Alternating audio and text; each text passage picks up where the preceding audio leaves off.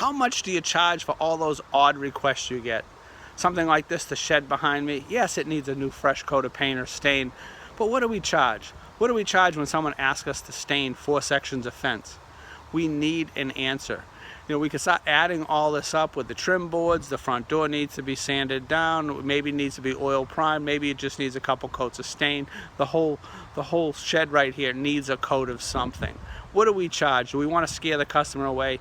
You know your abilities and you can stain this and paint this all in one day. So let's get together and put together a cost for a painter for a day. I'm Ron Ramsden, DYBCoach, also painting contractor. What's your hourly rate? So we're going to start from there when we're putting together our painter for a day.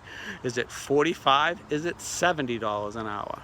Well, whatever it may be, let's base it on $50 an hour. So $50 an hour, of course, 8-hour day is a $400 charge. We don't want to charge them just the $400 because we're going to use some sundries or some supplies for something like this. We're going to need some sandpaper, we're going to need some caulking, maybe you got to wash it first.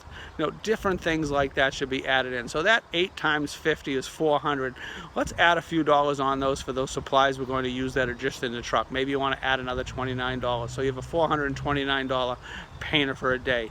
But what else do we need to charge here? We always have the line item, which we use is we need a gallon of solid stain for this, and we need a quart of paint.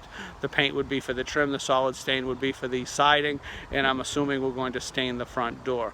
So right there we have $50 for a gallon of stain, $20 for a trim paint, so that's another $70 on top of our $429. We have a $499 painter for a day. So for $500, you're going to come in and you're going to stain this, prep and stain this shed. But there's other things, like sometimes you have 4 sections of fencing. Sometimes it's just one little a bulkhead and a couple other things, some odd things. So what you should do is get together and put your pricing out there for a painter for a day.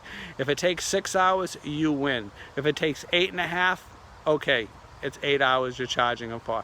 But having a price like this so you can quickly tell a customer, you'll sell more jobs on the spot.